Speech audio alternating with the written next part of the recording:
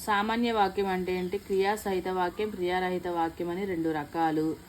క్రియాసహిత వాక్యంలో ఒక సమాపక క్రియ ఉంటుంది. క్రియారహిత వాక్యంలో క్రియాపదం ఉంటుంది.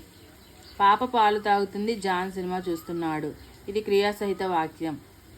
క్రియారహిత వాక్యం చూడండి. వాడు నా తమ్ముడు, అతను మంచి ఆటగాడు.